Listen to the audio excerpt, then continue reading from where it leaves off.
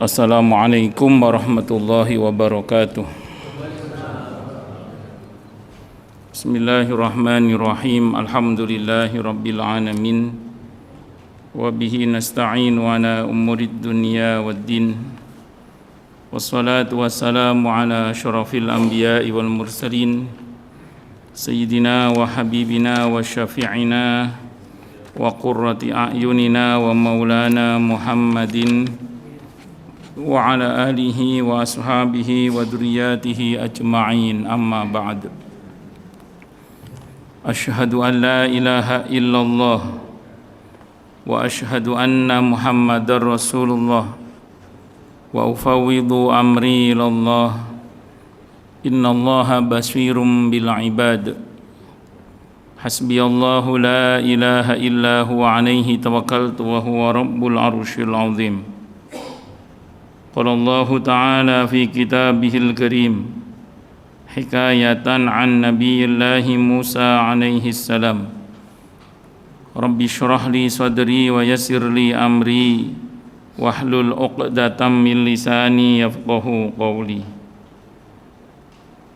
Para alim, para asatid, para asatidah, para bapak-bapak sekalian, hafizani wa hafizakumullah, bil khusus segenap pengurus Masjid Al-Muhajirin Taman Permata Cikunir dan sekitarnya, yang semoga pengurusnya dan jamaahnya semoga semuanya saja selalu dalam naungan rahmat, barokah, perlindungan serta bimbingan Allah Subhanahu wa taala. Amin, Allahumma amin, insyaallah. Allahumma inna nas'aluka ilman nafi'ah wa rizqan thayyiba wa amalan mutaqabbalah wa fatahallahu alaina futuhal arifin. Allahumma inna na'udzubika min ilmin la yanfa' wa amalin la yurfa' wa qalbin la yakhsha' wa du'a'i la yusma'.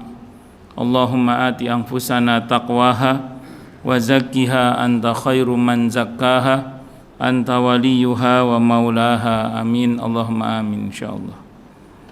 Masih melanjutkan kajian kita tentang kitab At-Tadhkirah karya Al-Imam Al-Qurtubi rahimahullah rahmatan wasi'ah wa rahimallahu ulama al-muslimin. Qala al-musannif rahimahullahu ta'ala wa nafa'ana bihi wa bi'ulumihi fid dharaini, amin. Bismillahirrahmanirrahim. Babun minhu. Bab, adapun ini bab menerangkan tentang pembahasan lanjutan dari pembahasan sebelumnya, yaitu fi khuruji nafsil mu'mini wal kafiri, perihal tentang keluarnya roh seorang mukmin dan roh seorang yang kafir. Jadi mukmin dan kafir tentu diperlakukan berbeda. Kharaja Abu Nuaim, telah mentakhrij atau mengeluarkan hadis siapa? Abu Nuaim rahimahullah, min hadisil A'mash, dari hadisnya Al-A'mash, an Ibrahim, dari Ibrahim, an Alqamah, dari Alqamah, an Abdillah, dari Abdillah. Qala, beliau berkata, apa katanya? Qala, telah bersabda siapa? Rasulullah sallallahu alaihi wasallam, inna nafsal mu'mini, sesungguhnya roh seorang mukmin itu, takhruju, ia keluar, rashhan, dengan mengalir, kayak keringat yang mengalir itu. Wa inna nafsal kafiri, dan sungguhnya rohnya seorang kafir itu, tusallu, dicabut, kama tusallu nafsul himari, seperti dicabutnya roh seekor keledai. Wa innal mu'mina, dan sungguhnya seorang mukmin, la ya'malul khati'atah, pastilah dia pernah berbuat kesalahan, maka fayushaddadu alaih, terkadang ya didahsyatkan atasnya, indal maut, saat kematiannya, liyukfaru biha anhu, supaya diampuni dosanya dengan mati yang dahsyat itu. Wa innal kafira, dan sungguhnya seorang yang kafir, la ya'malul hasanata, pastilah dia pernah berbuat kebaikan juga. maka karenanya fayus halu alaih, kadang ya dimudahkan atasnya indal maut, saat kematiannya, liyujza biha, agar dibalas kebaikannya dengan mati yang indah atau mati yang mudah itu. Jadi orang kafir itu kan tidak akan dibalas di akhirat kebaikannya. Dia akan dibalas, tapi tetap dibalas, tapi di dunia saja. Nah, kadang kebaikannya terlalu banyak, kadang sampai ketika ajalnya datang tidak semua kebaikannya sudah dibalas. Maka dibalaslah kebaikannya di dunia dalam bentuk mati yang mudah. Para jamaah sekalian, hafizani wa hafizakumullah. Secara prinsip dulu ya, kalau kita merujuk kepada hadis riwayat Ahmad, Abi Dawud, Ibnu Majah, hadisnya sahih dari semua jalur periwayatannya, kata Imam Al-Qurtubi dalam kitab ini. Antara orang kafir dan orang beriman itu memang diperlakukan berbeda. Kalau orang beriman itu, apalagi dia mukmin sejati ya, sebelum wafatnya saja sudah Allah kirim kepadanya malaikat pendahulu dari kalangan malaikat rahmat. Jadi orang yang beriman dengan baik dan benar, mukmin sejati lah, itu kepadanya sebelum mati dikirim malaikat pendahulu, dan itu dari kalangan malaikat rahmat.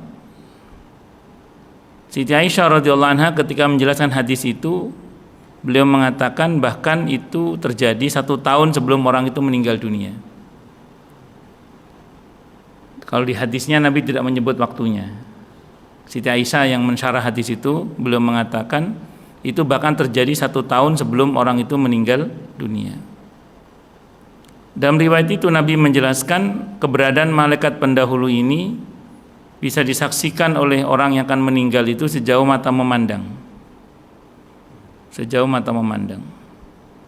Hanya saja kata Imam Al-Qurtubi ketika menjelaskan riwayat itu, beliau mengatakan keberadaan para malaikat itu dirahasiakan oleh Allah. Dirahasiakan oleh Allah. Sehingga kadang orang yang akan mati itu mau cerita, mau ngomong ke saudaranya atau ke keluarganya bahwa dia mau mati, cuman baru ngomong sebagian, teralihkan ngomong yang lain gitu. Atau begitu jelas ngomongnya tapi yang diomongi gak mudeng. Gak mudeng itu gak dong, gak mudeng itu gak paham, enggak. Gak paham, iya. Enggak kan ngerti. Sehingga mungkin kita pernah ya, ketika ada orang yang meninggal dunia kita takziah, mungkin kita pernah dengar ada sebagian orang yang berkata, oh berarti kemarin ngomong itu berarti ini maksudnya itu. Nah, gitu. Ngomong ini ini maksudnya itu. Gitu.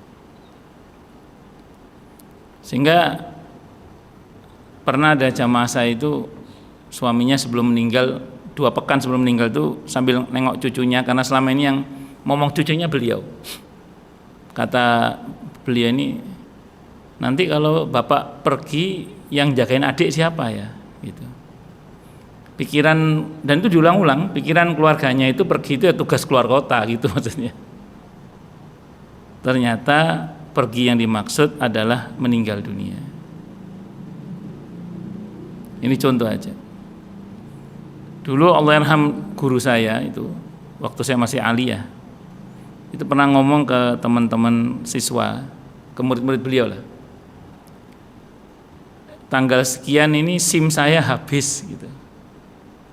SIM itu loh, surat izin mengemudi itu. SIM saya habis.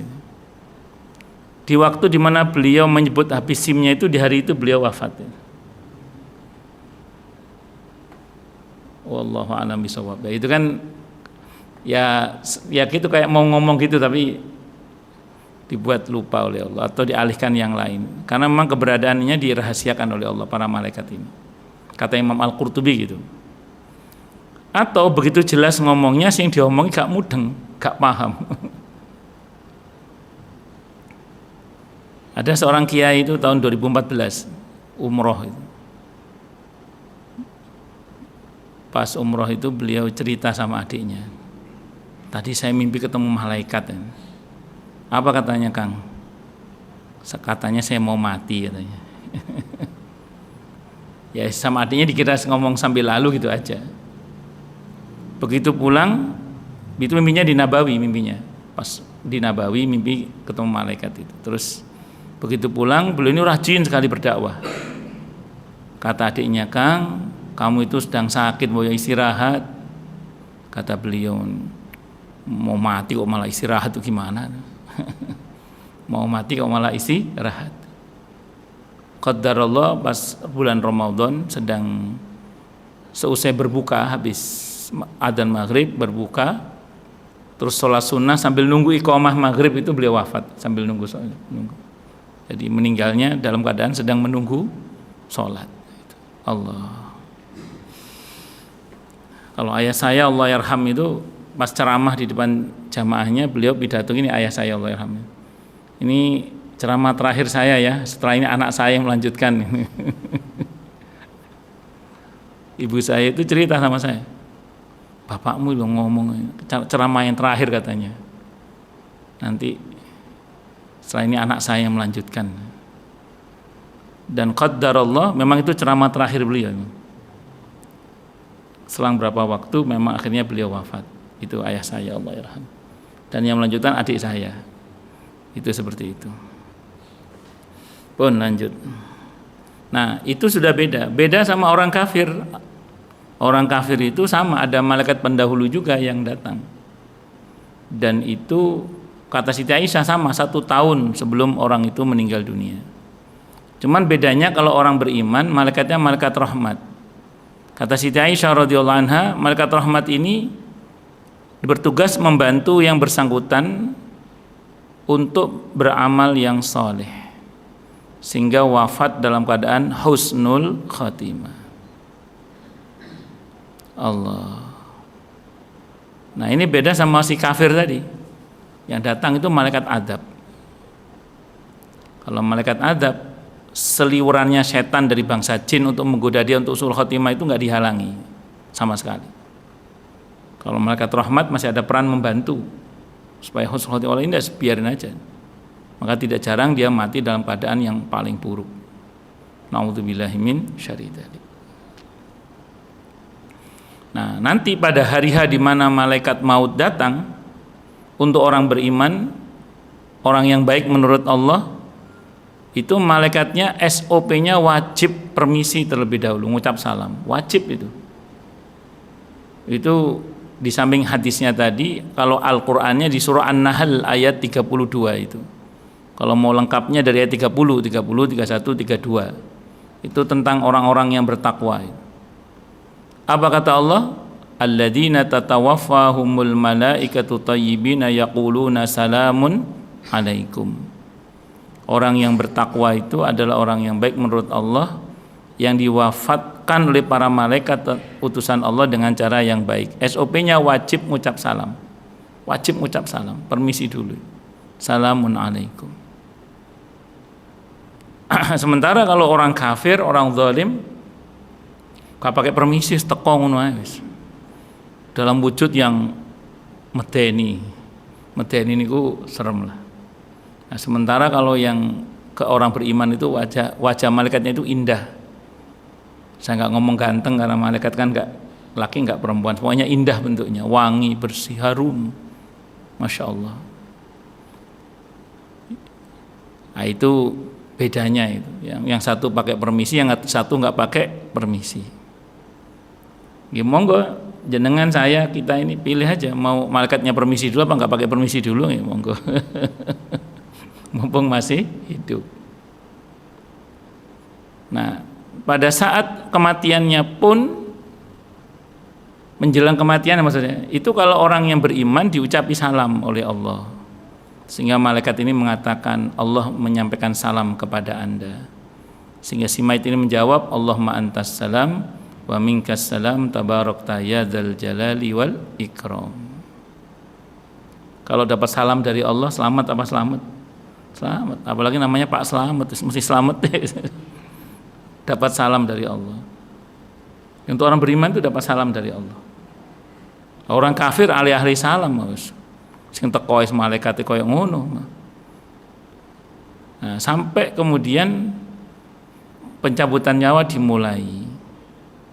Ketika dimulai itu untuk orang yang baik, yang versi Ahmad riwayatnya, itu dicabut dari arah ubun-ubun yang ketarik dari arah kaki.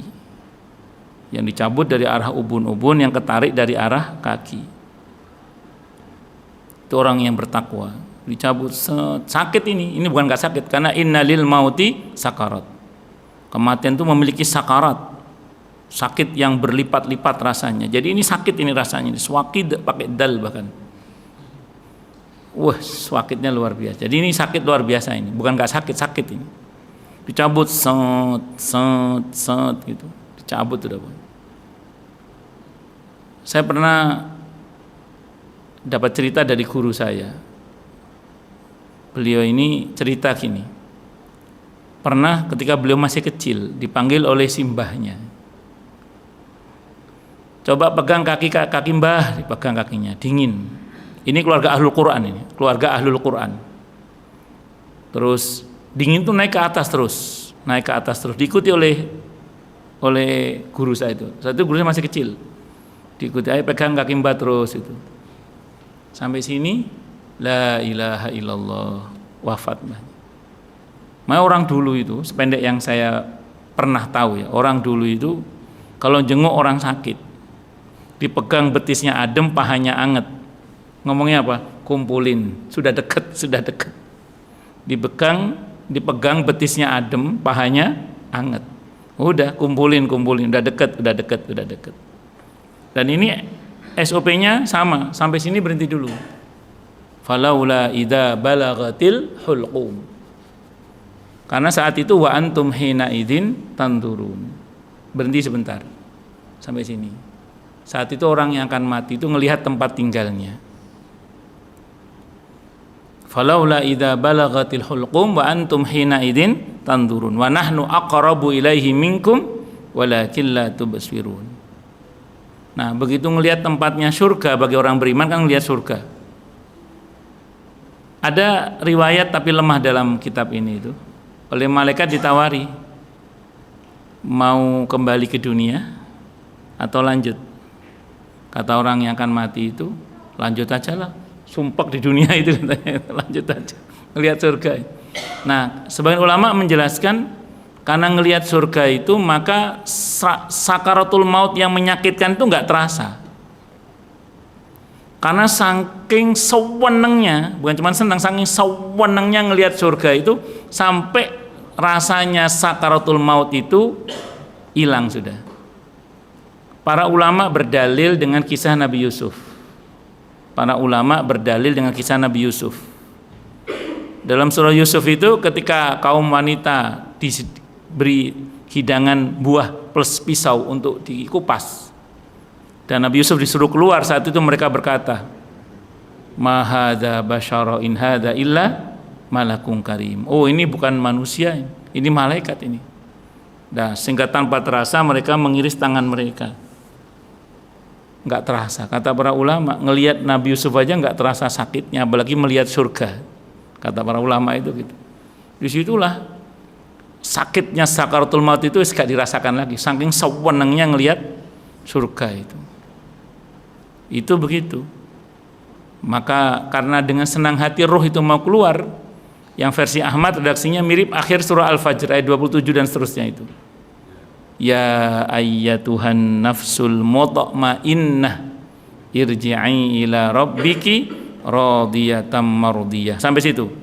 Hei jiwa yang tenang, kembali kepada Tuhanmu dengan ridha dan diridhoi. Nanti di mahsyar fadkhuli fi ibadi wadkhuli jannati, kata Imam Al-Qurtubi gitu itu. Hei jiwa yang tenang, silakan kembali kepada Rabbmu, kepada Tuhanmu dengan ridho dan diridhoi. Maka roh itu dengan senang hati mau keluar. Nah, ini berbeda dengan orang kafir. Orang kafir itu dicabutnya bukan dari arah ubun-ubun. Versi Ahmad, Abi Daud, Ibnu Majah tadi katakan dicabut sakarpe malaikate. Sakarpe malaikate piye terus? Yes. Terserah. Suka-suka malaikat dicabut dari mana aja terserah. Tapi sama, sampai sini berhenti dulu. Tetap ada proses falaula idza balagatil hulqum. Tetap sampai sini. Nah, begitu sampai sini ngelihat neraka. Ngelihat neraka, tidak mau keluar. Sudahlah sakaratul mautnya sakit, ngelihat neraka juga, tidak mau keluar. Udah gitu negosiasi lagi, yang negosiasinya diabadikan oleh Allah dalam surah Al-Munafiqun ayat 10 itu. Laula akhartani ila ajalin qarib fa asaddaqa wa akum minas salihin. Ya Allah, andaikan kematian saya bisa ditunda sebentar saja, maka saya akan bersedekah dan menjadi hamba-Mu yang soleh, andaikan diizinkan.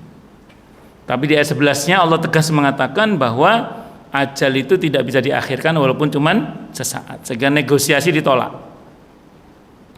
Karena nggak mau keluar, sementara ajal harus tepat waktu, maka dipukul oleh malaikat supaya keluar. Dibentak, bentakannya, ya ayyatuhan nafsul khabithah, hei jiwa yang busuk, ayo keluar. Dipaksa keluar, dipukul.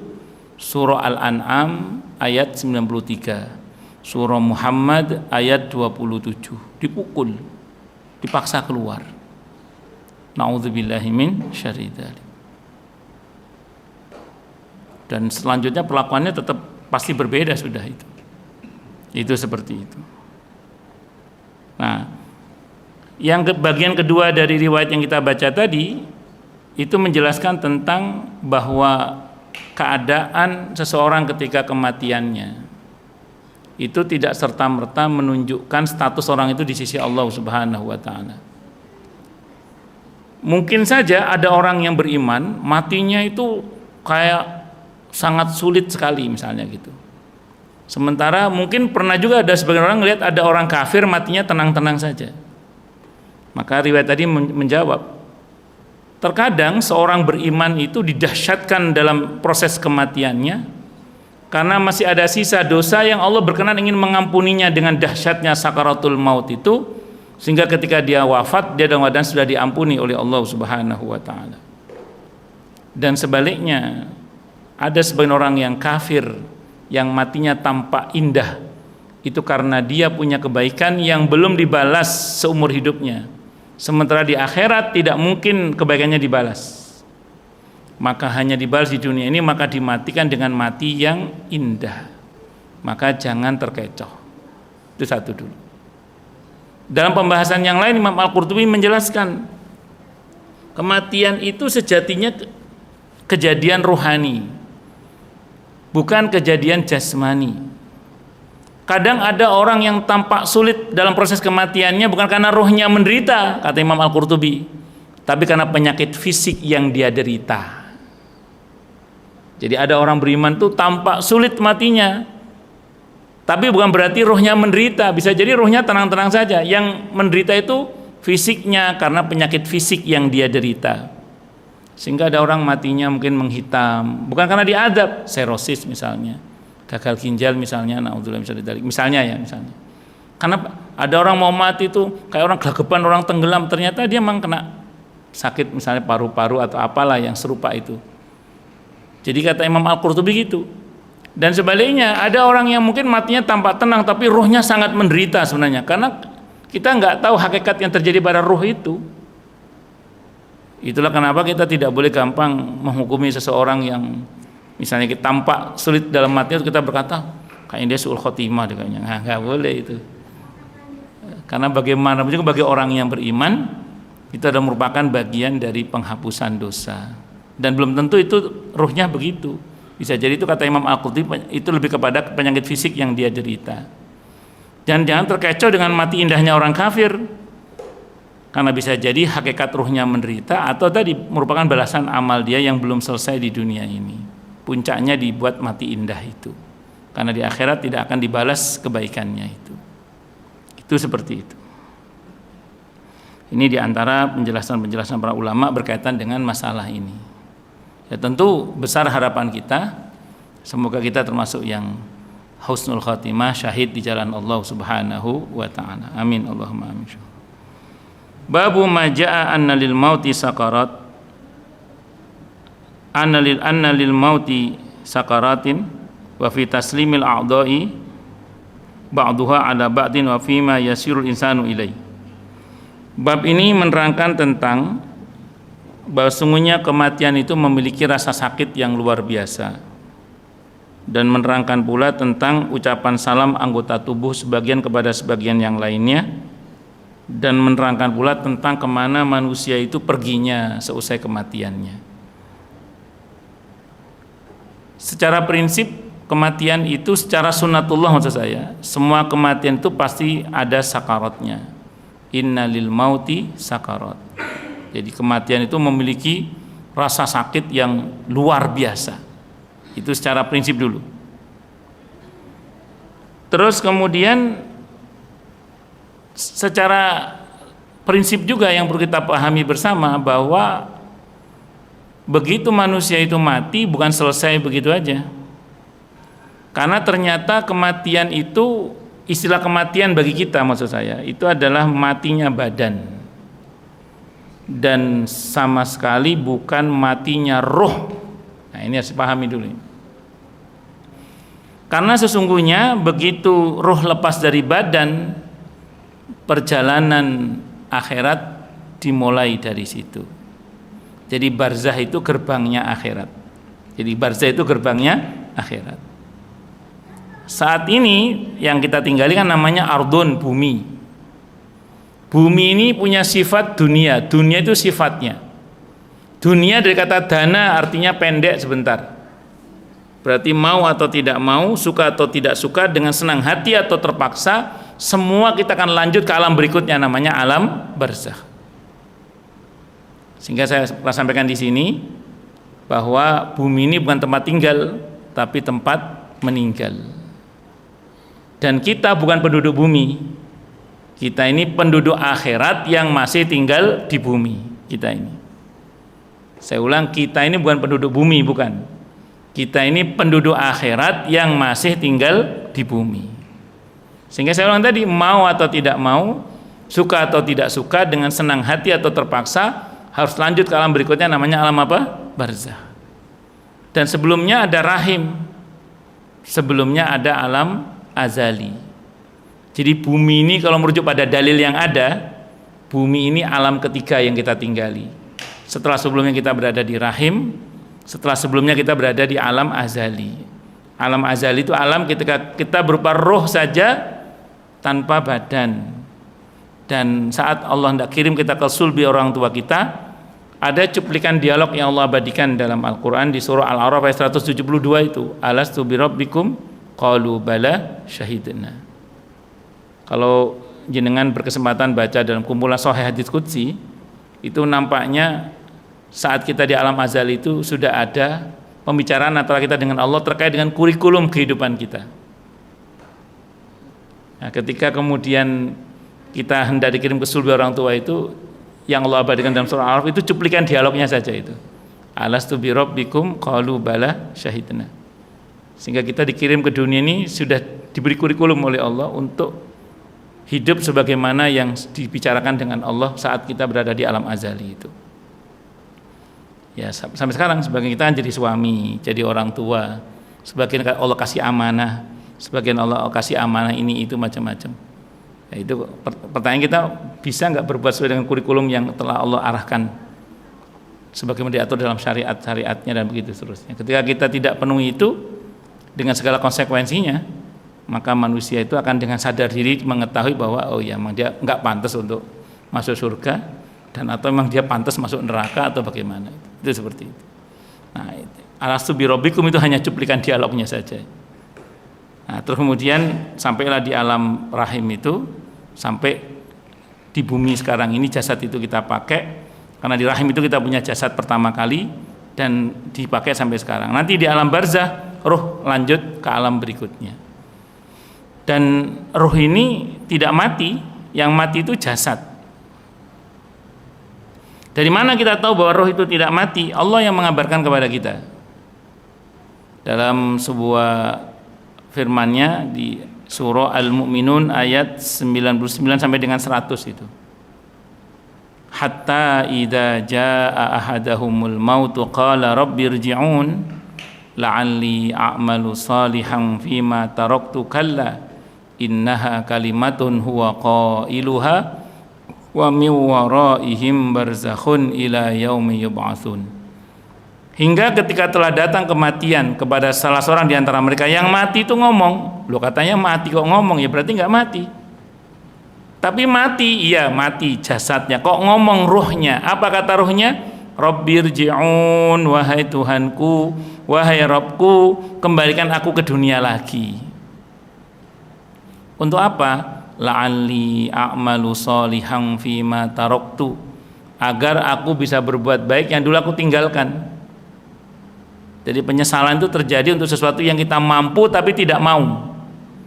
Kalau kita tidak mampu, itu nggak nyesel, nggak mampu kok. La yukallifullahu nafsan illa wus'aha. Tapi kalau kita mampu, kok nggak mau, nyesel itu kayaknya. Makanya pengen balik ke dunia lagi untuk beramal soleh yang dulu dia tinggalkan. Apa kata Allah? Kalla, tidak boleh. Innaha kalimatun huwa qailuha. Itu ucapan pasti diucapkannya.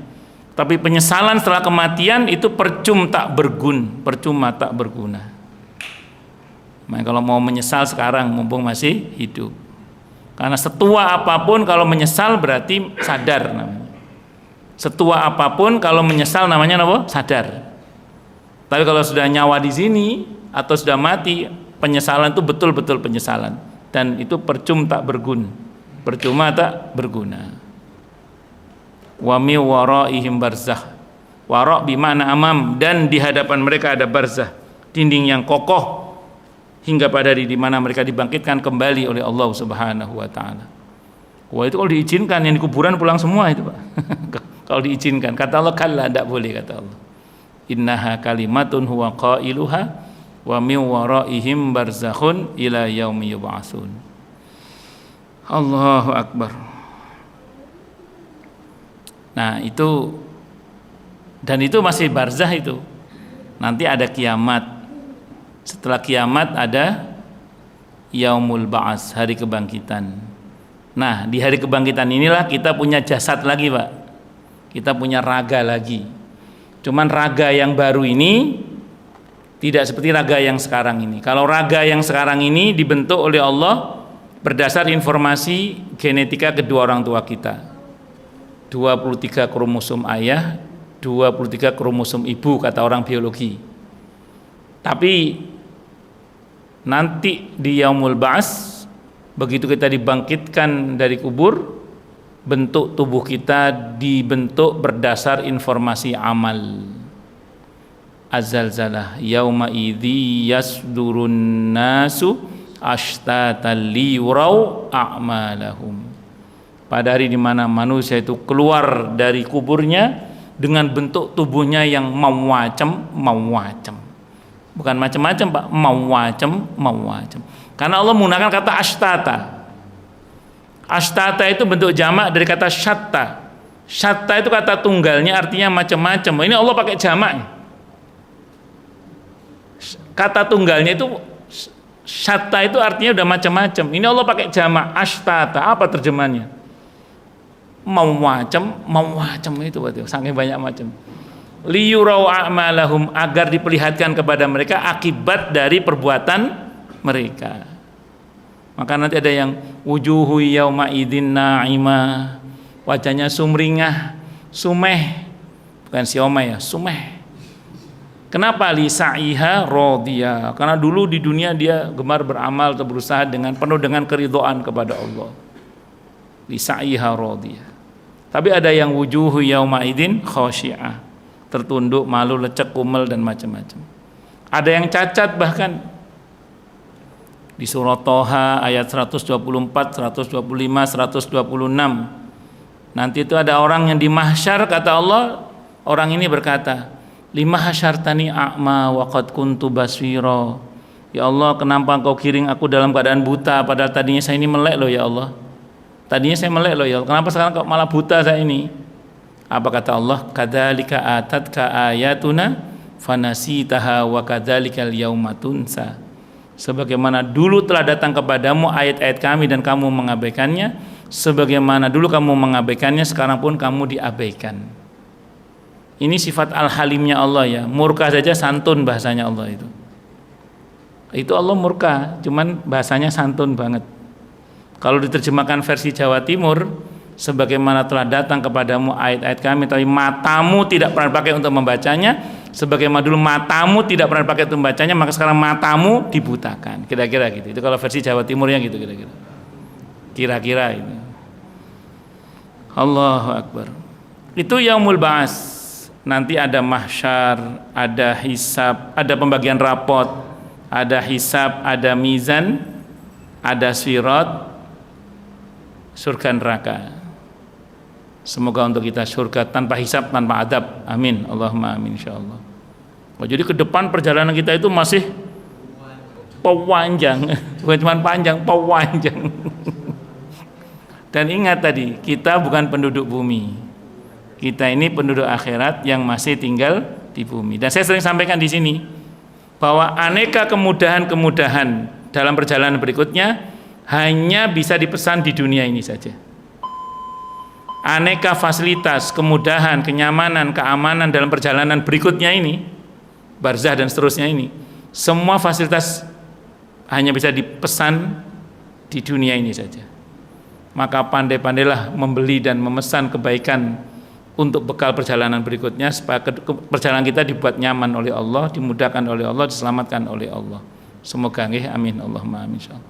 Karena kalau sudah mati nggak bisa pesan lagi kecuali dipesankan. Artinya bersyukurlah kalau punya anak-anak yang soleh yang mau mendoakan kita. Bersyukurlah kalau kita punya sedekah yang pahalanya terus mengalir. Bersyukurlah kalau kita punya ilmu yang bermanfaat, yang pahalanya terus mengalir untuk kita. Kita break adzan isya dulu nggih. Wallahu alam bisawab. Monggo silakan yang mau tanya, protes, marah boleh silakan. Nggih, monggo, Pak. Nggih. Baik. Secara prinsip ada informasi dalam Al-Qur'an bahwa orang-orang yang beriman itu ruhnya di Illiyin. Di Illiyin. Ruhnya kan ya, Bapak nanya ruhnya. Sementara orang-orang kafir itu di Sijjin. Illiyin itu makna dasarnya kan tinggi. Ya berada di tingkatan-tingkatan lapis-lapis langit yang yaitu menjadi rahasia Allah lah, antara Allah dengan hambanya. Tapi secara prinsip begitu informasinya. Yang kedua ada di Sijjin. Sijjin itu kalau orang kafir itu bumi lapis 7 yang pawanas itu. Ya, kalau kita mau menggunakan isyarat dalam ayat itu, Illiyin itu ketinggian, kemuliaan maksudnya, sementara kalau Sijjin itu kehinaan. Itu dulu. Nah, yang kedua begini, walaupun ruhnya orang beriman itu berada di Illiyin, berada di ketinggian, berada di kemuliaan, entah itu disimpan di langit yang berapa oleh Allah itu, namun dia masih terhubung dengan yang di bumi ini. Makanya ketika kita ziarah kubur tetap disunahkan mengucap assalamualaikum seperti kita menghadapi orang yang masih hidup. Karena antara kuburan dengan alam kubur itu masih terhubung. Jadi antara kuburan dengan alam kubur itu masih terhubung. Dalil yang sahih tentang ini adalah ketika Nabi Isra. Dalam hadis sahih Muslim itu ketika Nabi Isra, beliau melewati kubur Nabi Musa alaihissalam, dan kata beliau, aku melihat Nabi Musa sedang sholat di atas kuburnya. Begitu kata beliau ketika Nabi melintasi kubur Nabi Musa alaihissalam.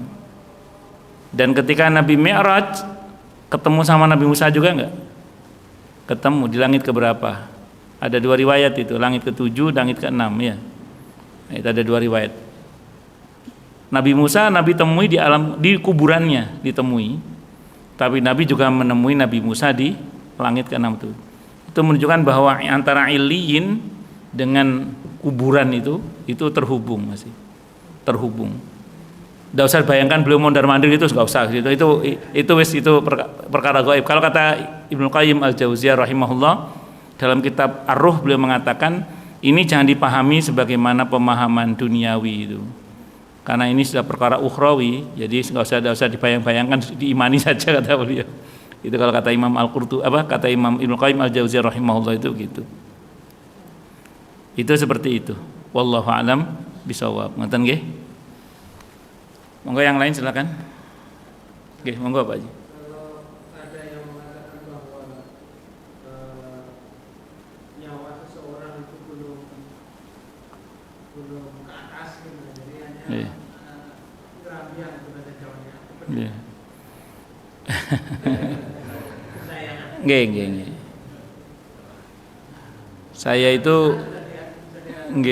Saya itu pernah ada orang itu di daerah Kranji itu. Orang heboh, ada orang baru melahirkan tidak lama dikabarkan jadi kuntilanak atau apa.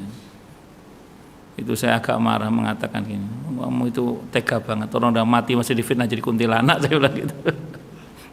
Itu jin itu, saya bilang gitu. Nah, jadi kalau merujuk pada tadi Pak Haji, surah Al-Mu'minun ayat 99 sampai dengan 100 tadi itu, roh yang sudah keluar dari badan itu tertawan di alam barzakh. Jadi kalau ada yang keliling-keliling itu, pastikan itu bukan roh. Bahkan ini ada kejadian gini, ini real ini. Ada jamaah saya nanya ke saya, yang nanya ibu-ibu, karena suaminya ikut paham ini. Pak Ustadz, suami saya itu ikut pengajian. Yang pengajiannya itu tidak kunjung dimulai kecuali kiainya sudah kesurupan. Betul ini real, kisah nyata ini. Jadi saya mohon maaf kalau ada anggotanya di sini, saya nggak tahu ya.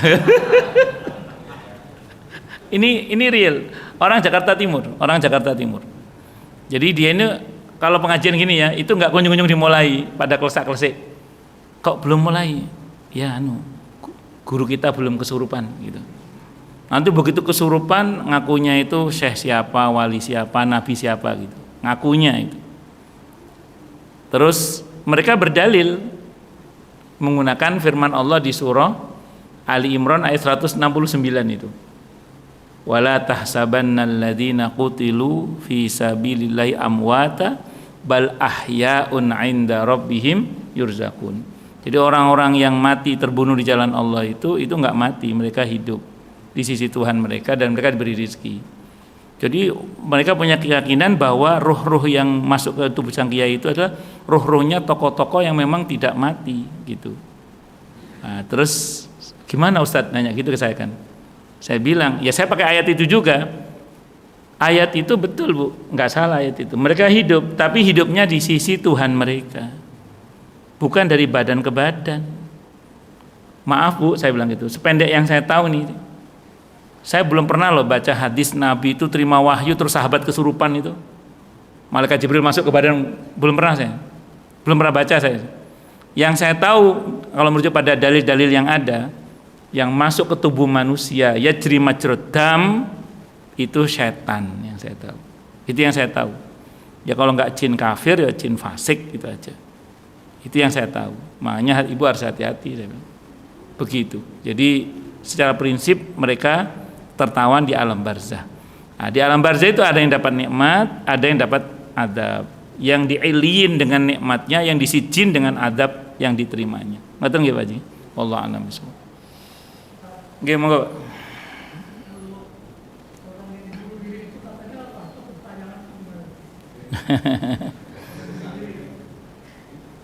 Wala tayasu mir rauhillah innahu la yayasu mir rauhillah ilal qaumul kafirun.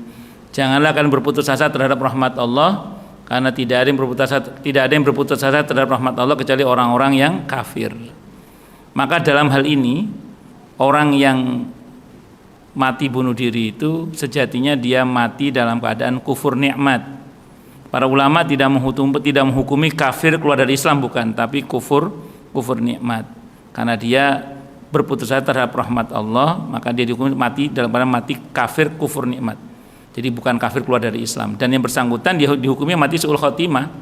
Su'ul khotimah ya tetap diproses sebagaimana dalam beberapa riwayat yang ada, ya dia tertawan di alam barzah. Karena ini matinya sedang dalam keadaan berdosa besar, maka yang bersangkutan tentu kalau Ya nggak sempat tobat, matinya dalam keadaan begitu kan, ya tertawan di alam barzahnya ya disijin itu, naudzubillah min syarri dzalik. Kalau dia tidak bertobat kepada Allah sebelumnya, dan gimana mau tobat matinya pas bunuh diri. Nah, ngaten nggih. Tapi saya pernah ditanya orang juga itu, ada orang bunuh diri lompat dari sebuah gedung di Solo kalau nggak salah itu kejadiannya itu. Begitu menjelang jatuh, tiba-tiba dia teriak, la ilaha illallah, tas mati. Loh, itu gimana Ustaz? Aduh, ini repot jawabnya. Ya bisa saja kan, memang dia jatuh, tengah-tengah jatuh sebelum mati sempat tobat itu, la ilaha illallah. Beda dengan Fir'aun yang nggak sempat bisa sempurna ngucap itu kan itu. Ya wis, wallahu a'lam bishawab. Jadi mboten Pak, jadi nggak usah terprovokasi omongan orang gentayangan. Kalau ada yang gentayangan pastikan itu jin gitu aja lah. Pastikan itu jin. Apalagi pocong yang di Depok itu, yang di itu syayatinal insi itu, setan manusia itu. Wallahu a'lam bishawab. Nggih monggo Pak Efron. Nggih.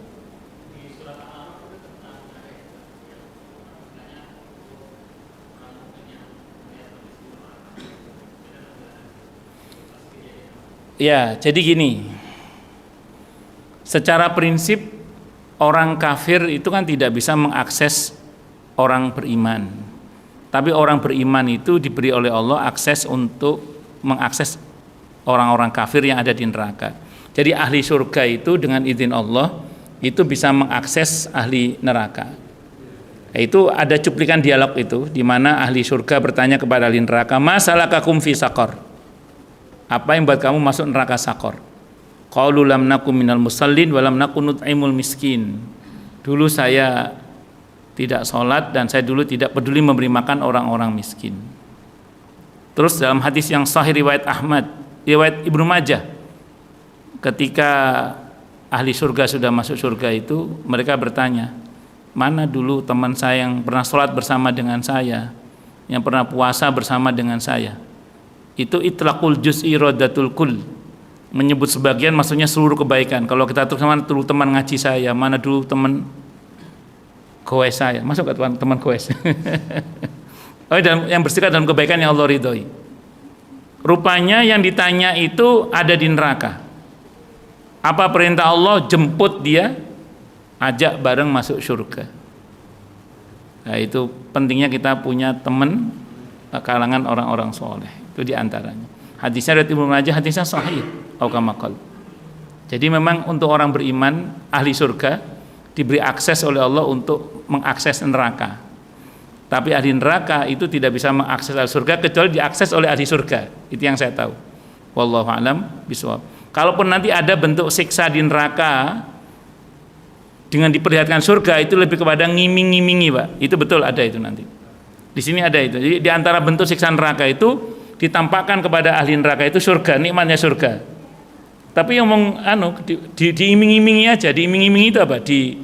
Dipingin kayak jangan puasa tiba-tiba depan ada orang minum es teh itu. Wah, itu apa? Iya, itu diiming-imingi itu. Apa diiming-imingi itu bahasa Indonesianya itu? Iya, itulah. Sehingga ahli neraka itu kayak ngiler ngeces itu. Bagi minumannya ya enggak bisa. Karena ini diharamkan untuk kalian, begitu kata ahli surga kan, tidak bisa, untuk ini diharamkan buat kalian. Karena dulu orang kafir kan sering iming-imingi kita orang beriman, Pak. Wah, kesana kemari bawa aneka kemaksiatannya macam-macam. Nanti di neraka mereka yang suka ngiming-imingi orang beriman, diiming-imingi juga orang beriman nanti itu. Kira-kira gitu. Wallahu a'lam bishawab. Ada lagi mungkin? Cukup nggih? Kita tutup dengan hamdalah. Alhamdulillahirabbil alamin. Subhanakallahumma bihamdika asyhadu an la ilaha illa anta astaghfiruka wa atubu ilaik. Sallallahu alaihi Muhammad wa ala alihi washabihi wasallam. Saya mohon maaf. Wassalamualaikum warahmatullahi wabarakatuh.